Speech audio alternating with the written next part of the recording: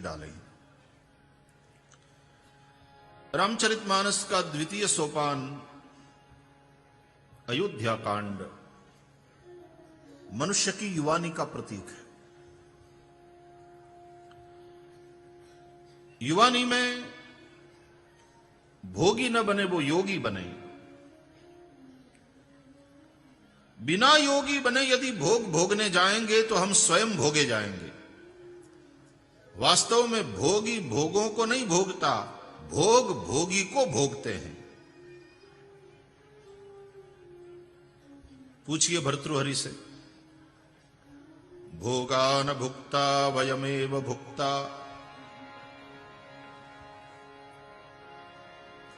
कालो न यातो वयमेव याता,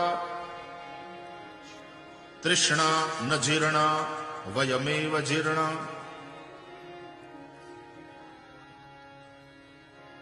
भोग नहीं भोगे जाते, भोगने वाला स्वयं भोगा जाता। काल नहीं जाता, हम चले जाते हैं। तपो न तप्तम वयमेव तप्ता, तृष्णा जीर्ण नहीं होती और हमारी काया जीर्ण हो जाती।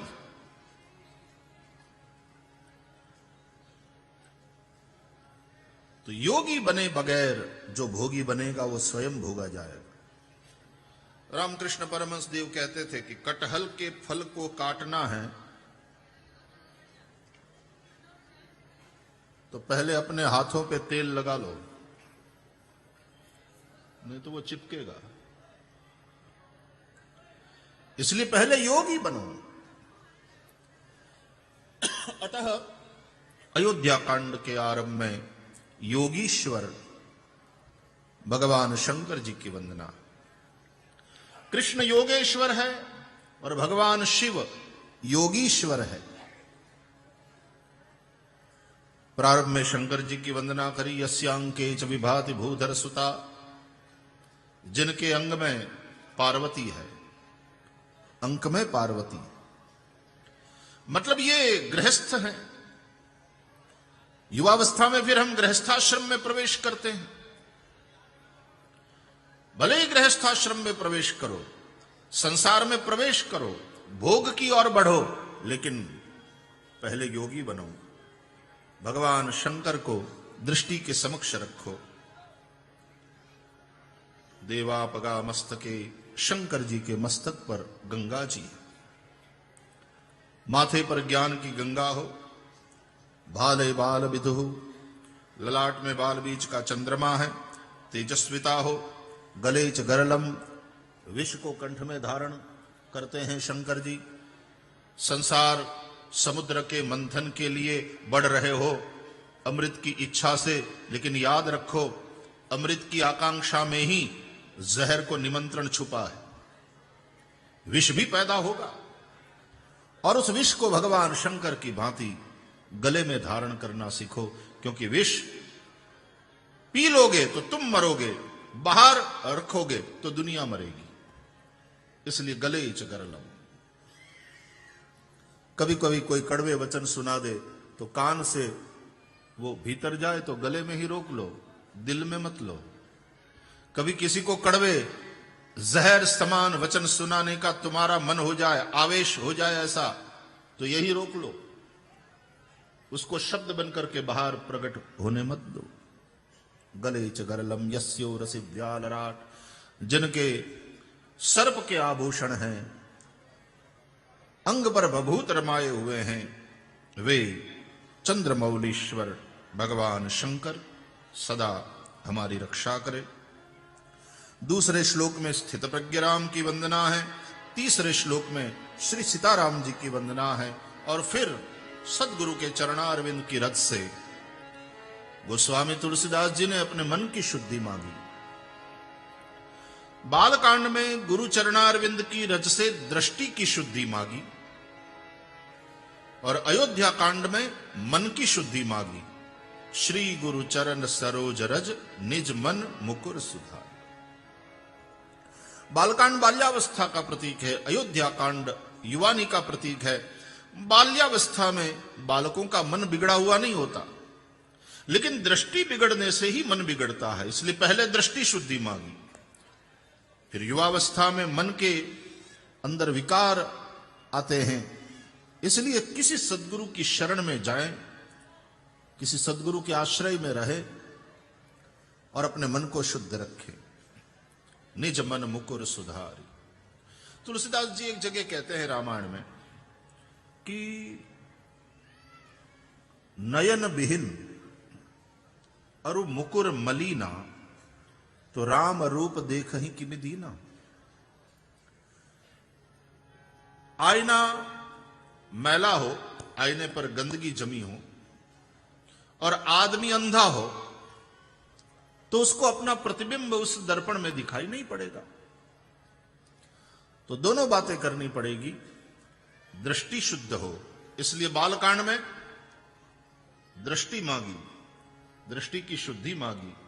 सद्गुरु की कृपा से ही वो दृष्टि मिलती है। आंख तो हमारे पास है लेकिन दृष्टि सद्गुरु देता है।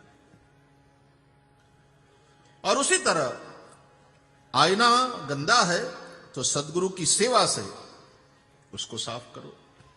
मन रूपी मुकुर को साफ करो। श्री गुरु चरण सरोज रज निज मन मुकुर सुधार।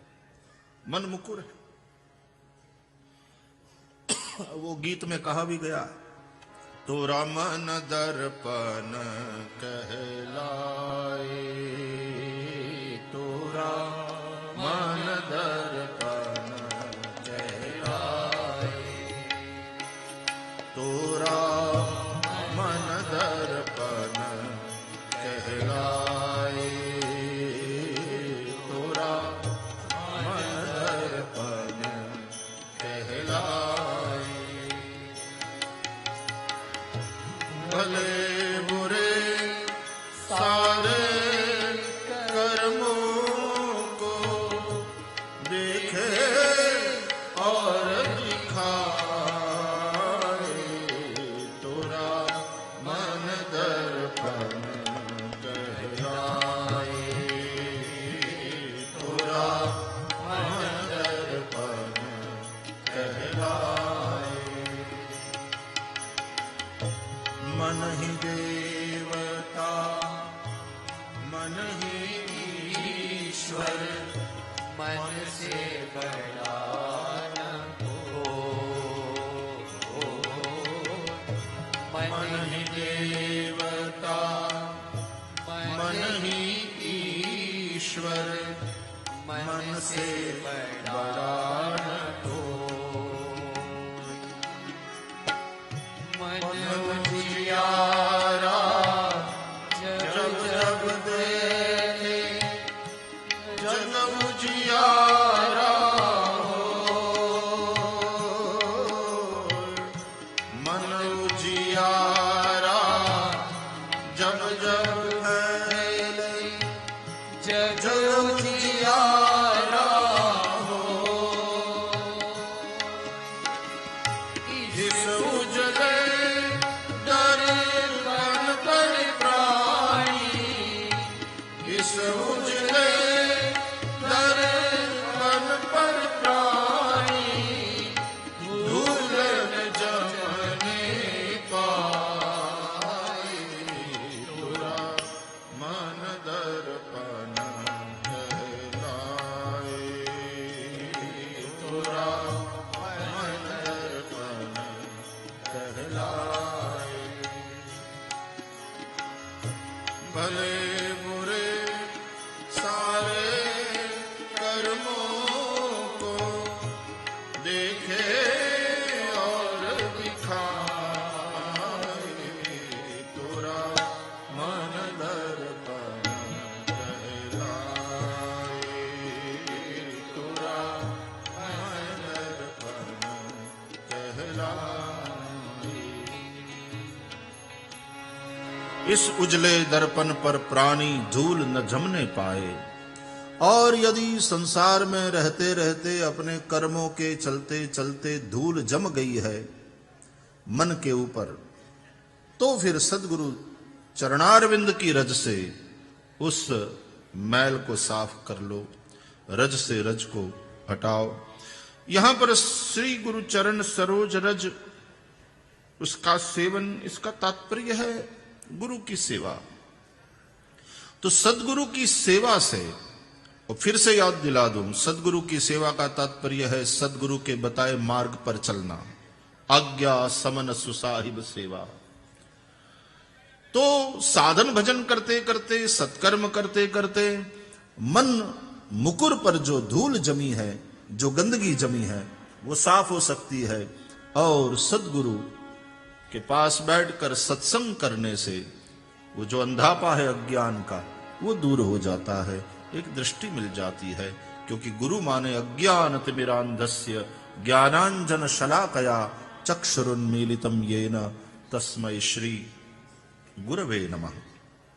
इस प्रकार गुरु चरण की वंदना की और फिर अयोध्या कांड की पहली चौपाई। जब ते राम, अब कल सबको रामायण मिली है शायद, लेकर बैठे हो? कितने लोगों ने कलेक्ट कर ली वहां से? हाँ, लेकर बैठे हो तो उसमें अयोध्या कांड की ये चौपाइयां सब मिलकर के गाए। जब ते राम ब्याही घर आए, नित नव मंगल मोद बधाए। जब श्री राम ब्याही घर आए, नित नव मोद बजाए। भुवन चारी दस भूधर भारी, सुकृत मेघ बरषहि सुख बारी। भुवन चारी दस भूधर भारी, सुकृत मेघ बरषहि सुख बारी। रिद्धि सिद्धि संपत्ति नदी सुहाई, उमगी अवध अम्बुधि कहूँ आई। रिद्धि सिद्धि संपत्ति नदी सुहाई, उमगी अवध अम्बुधि कहूँ आई। जब ते राम ब्याही घर आए, नित नव मंगल मोद बधाए। जब तेरा ब्याही घर आए, नित नव मंगल मोद बधाए।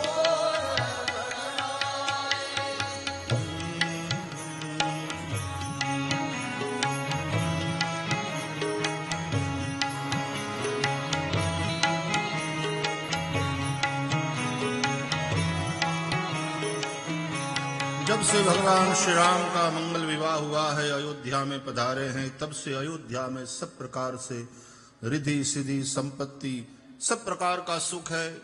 गोस्वामी जी कहते हैं कि अयोध्या में उसके ऊपर मानो सुकृत के मेघ बरस रहे हैं। सुकृत यानी पुण्य। अवधवासियों ने जो अब तक पुण्य किया है वो बादल है, और आज वो बरस रहे हैं। उस वर्षा का नाम है सुख। सुकृत मेघ बरसहि सुख बारी। जब भी पुण्य के बादल बरसेंगे तो काहे की वर्षा होगी? सुख की।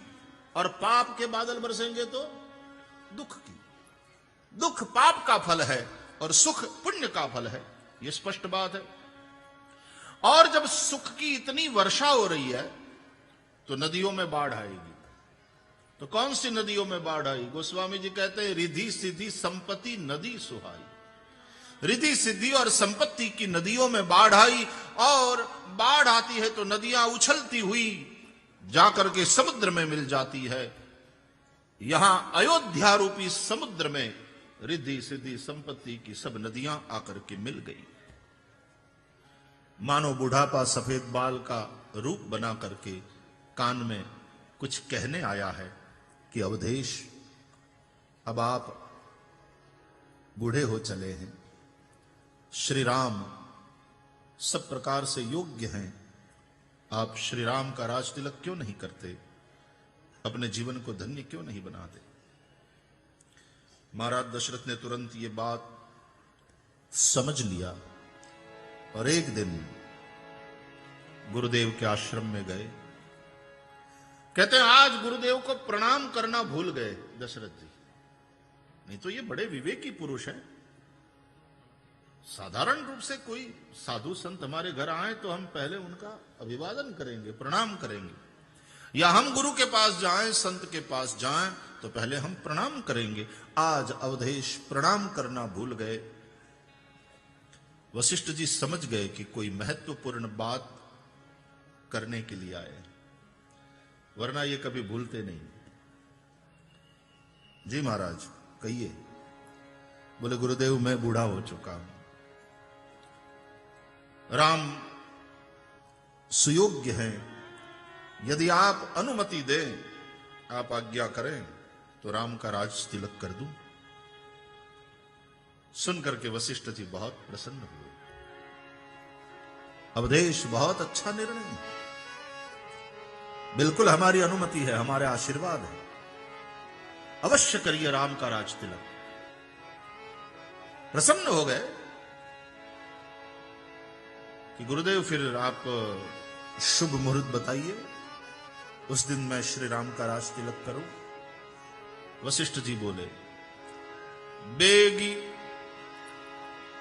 सुनिए एक एक शब्द को ध्यान से, ये रघुकुल गुरु बोल रहे हैं, ये ब्रह्मा का बेटा बोल रहा है वशिष्ठ। बेगी विलंब न करिय नृप, साजिय सबुई समाज, सुदिन सुमंगल तब ही जब, राम हो ही जुबराज। राजन जल्दी करो, विलंब न करो, सब तैयारी करो। लेकिन महाराज शुभ मुहूर्त, बोले राम का राज तिलक होए वही शुभ मुहूर्त। वो तो तदेव लग्नम सुदिनं तदेव, तारा बलम चंद्र बलम तदेव, विद्या बलम दैव बलम तदेव, लक्ष्मीपते तेंघ्रियुगम स्मरामि, लाभस्तेषां जयस्तेषां कुतस्तेषां पराजयः। हमारे पंडित लोग जो पूजा में श्लोक बोलते हैं, कहो देखो क्या कह रहे हैं, तदेव लग्नम सुदिनम तदेव। भगवान नारायण का स्मरण कर रहे हो, आप पूजन कर रहे हो, यही शुभ मुहूर्त है।